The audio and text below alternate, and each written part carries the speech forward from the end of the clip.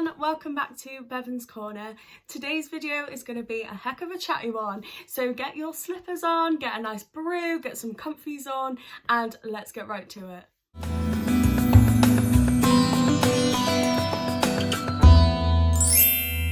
Today's video, I'm going to be talking all about unemployment, and that is simply because of the fact that I think that unemployment has become such a taboo of a word. People are scared about the word unemployment and being unemployed, and it's very understandable. There's a lot of issues that come with being unemployed, but in terms of actually being in that situation, it really is quite a scary place to be in. So I just really wanted to do a bit of a video about some of the things that can help you stay motivated whilst you're unemployed, and then also answering some of your questions at the end as well. Massive disclaimer before I talk about anything, and that is I am obviously no expert whatsoever. Everything that I'm talking about today is either from personal experience, from friends that have been unemployed and have talked about their experiences, and stuff that I learned about online when I was in between jobs, when I was looking for stuff, when I was a student and couldn't find work, all of that kind of thing. This is where I've all got it from, so I thought I would just share what I've personally learned and what I personally would recommend myself with you guys. So the first thing that I believe really helps to keep yourself motivated when unemployed is making sure that you give yourself a really good routine. Now this comes in a couple of separate parts. So the first point is the fact that it really helps to make yourself go to sleep at a normal time and wake up at a normal time. So instead of getting into that kind of summer, getting up at 1 o'clock in the afternoon, going to sleep really late, try and get yourself into a routine as if you've got a 9-to-5 job. So that means going to sleep at a reasonable time and waking up at a reasonable time. And that is simply so when you do actually find yourself getting a job, it doesn't come as such a shock when you have to get up at that time in the morning. Secondly, it really helps in terms of keeping yourself feeling productive. I personally find that if I am in between jobs, or if it's summer or holiday or anything, or with lockdown for example, I find it really helpful to keep myself getting up really early, and that is simply because of the fact that I feel like I've got so much more to do with my day, rather than getting to a really late time, it's going dark outside, you don't tend to feel as motivated later on at night. I definitely don't. It may work for you in a different way, but for me personally, I find having the actual day to do stuff, you feel so much more motivated. And then that in turn will help when it comes to job applications, doing interviews and things like that. Going along with keeping a good bedtime and getting up routine, it really helps to kind of set your days out on what you're going to do. You might find yourself a little bit lost at first, going, okay, well I don't have something to do for work, I don't feel productive, I don't feel motivated, what do I do?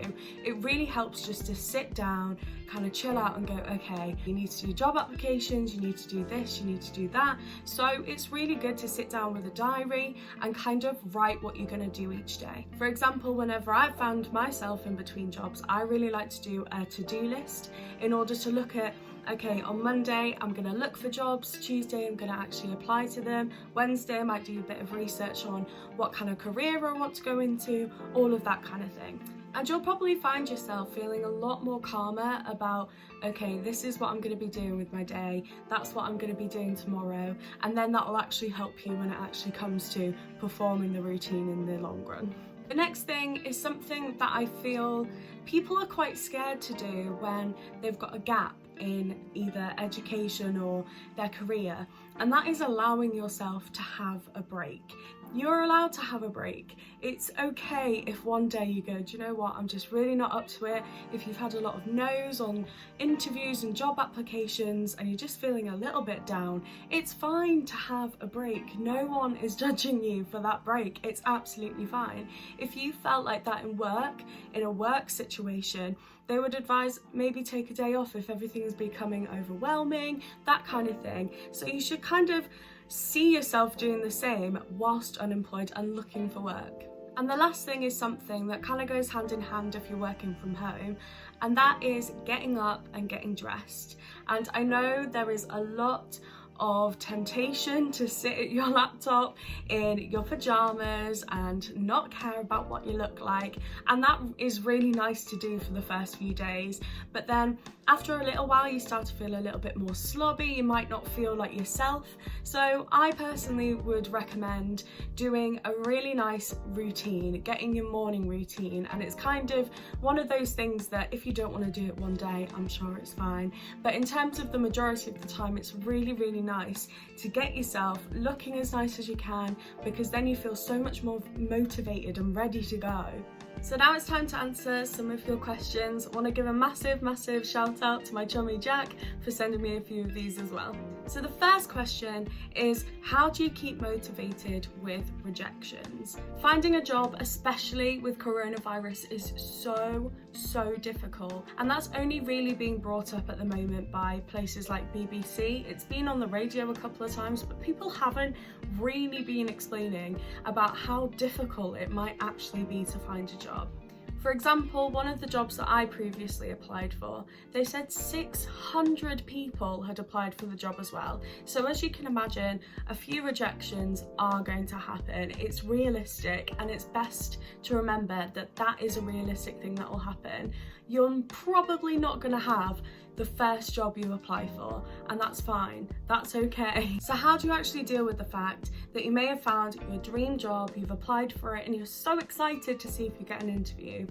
The best thing to do is try and forget about it completely. This seems really weird, and obviously is a lot more difficult to do when you're actually in that situation. But once you've applied for a role, the best thing to do is shut your laptop, put it away, and just say, okay, I've applied for that now, and just try and forget about it. Look for other jobs straight away, because you really don't want to get yourself so attached to a role and then not get it, because if you end up doing that, you're going to really lose your motivation to apply to other places, because you're probably thinking, well, what if I don't get that? What you should be thinking is, well, what if I do? So let's go find that other place, let's go do this, let's go do that. Just try and get your mind off it. But it also happens with interviews. You may get an interview and you might not get the role afterwards. Try and forget about it. As soon as you've done your interview, get it off your mind, try do something else, in order to make sure that you're not really grasping onto that role. Obviously go for jobs that excite you and jobs that you really want to do, but then once you've actually applied for it or done the interview, just try and forget about it. Just try and get it out of your mind. Go for a walk, go meet up with friends, socially distance of course, and also just make sure that you look after yourself, and make sure that if you are upset about a role that you really wanted, that's absolutely fine. Look through your application, be like, okay, what could I have done better? You can also ask them if they can give you some feedback. Not all jobs will give you feedback, but if they do, that is so helpful. So for example, I got feedback for a job that I didn't get after interview that I really wanted, and they just said that it was down to experience. So then I could be like, right, okay, so I did fine in the interview, it's just experience, and you carry on. It really helps to remember that you're completely not alone in this. As I said, one of the roles that I went for had over 600 people go for it, which means that if you do get that job, you have battled all of those other people and you finally got it. And if you're currently unemployed and you're looking for somewhere and you're feeling really rubbish and you're going, I'm never going to get a role, just imagine what it's going to be like when you finally get there and how good that's going to feel. The second question is, what advice do I have for a cover letter? Again, I am not by any means a professional in this at all, but what has helped for me in the past is remembering that a cover letter is basically your time to shout about yourself and say, right, these are the best things that I can offer.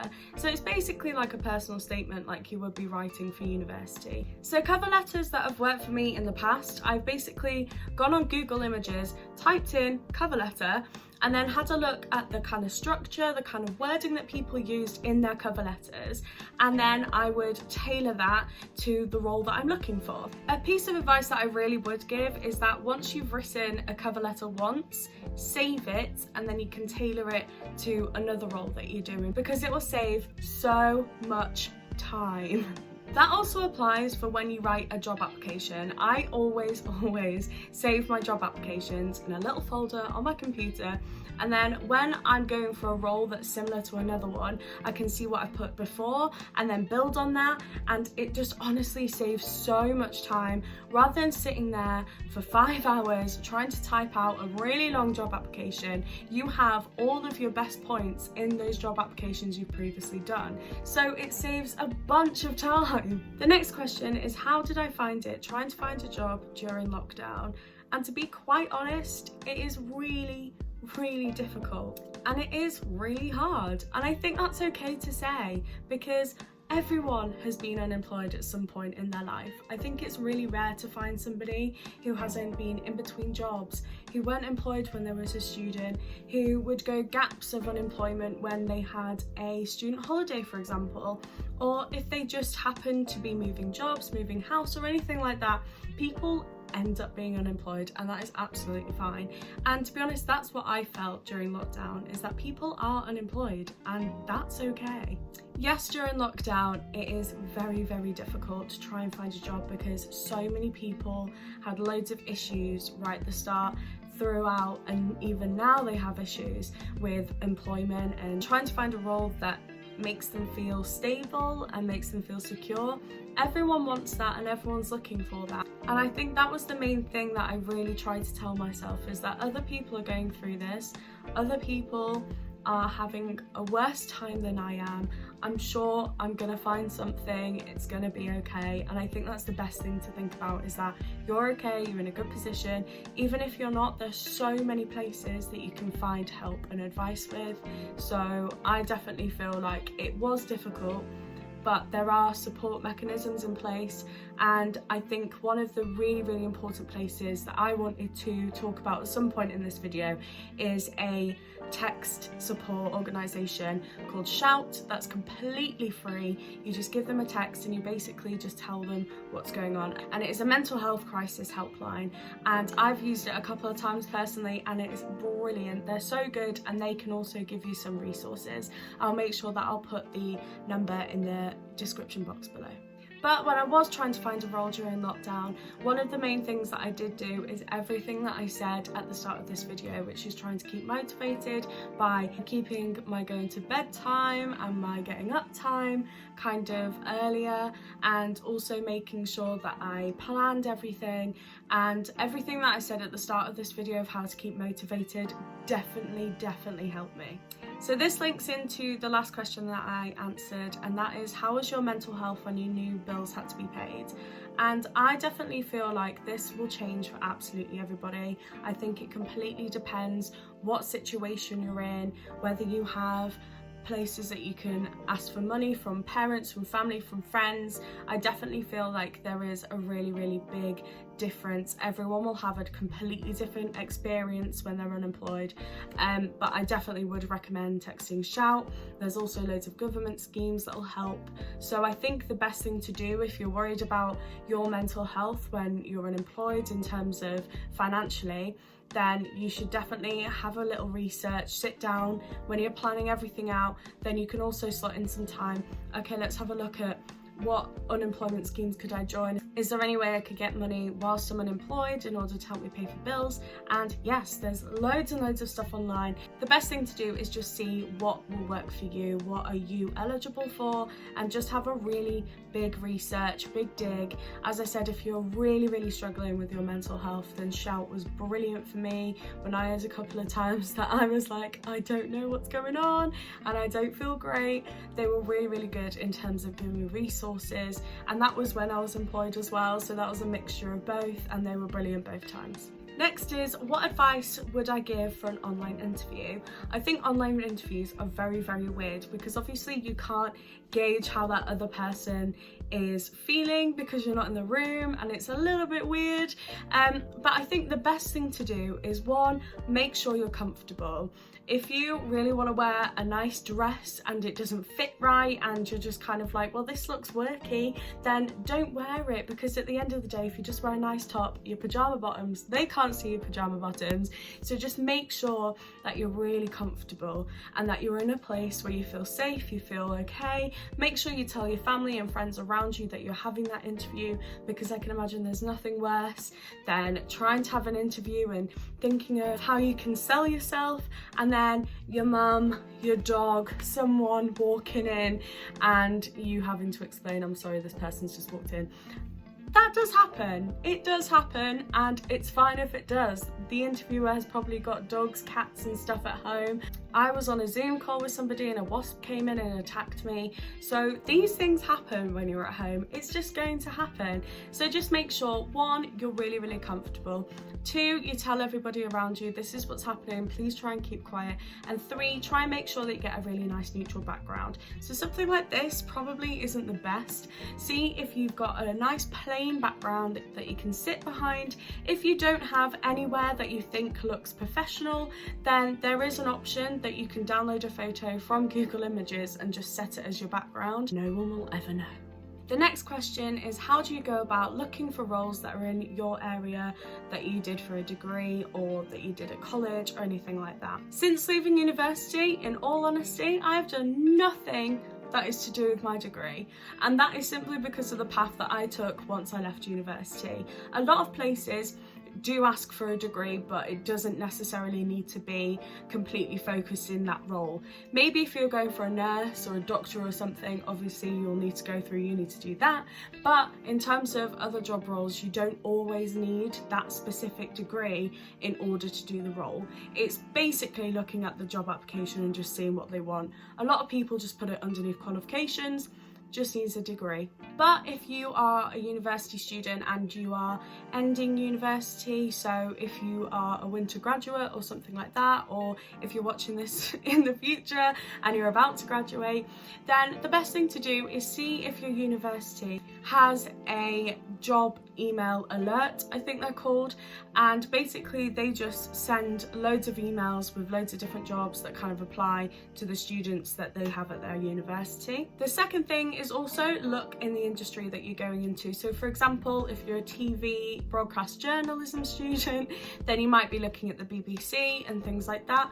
But to be honest, the best thing to do is just do what you want to. If you've done a degree and at the end, like me, think, I don't really want to be a criminologist, I want to do something about students, then that's fine. A lot of places don't say you need this specific degree in order to do this role. If you do want to look for a role that is within that profession, then it's probably best to speak to a lecturer before leaving, or try and keep in contact with a lecturer and just say, look, I really want to try and find something, because a lot of the time they do have a lot of industry contacts, and that is just because of the work that they're doing. So it is just a good idea to speak to your lecturer, speak to your personal tutor, anybody that you know that has taught you or has supported you throughout university, they'll definitely help.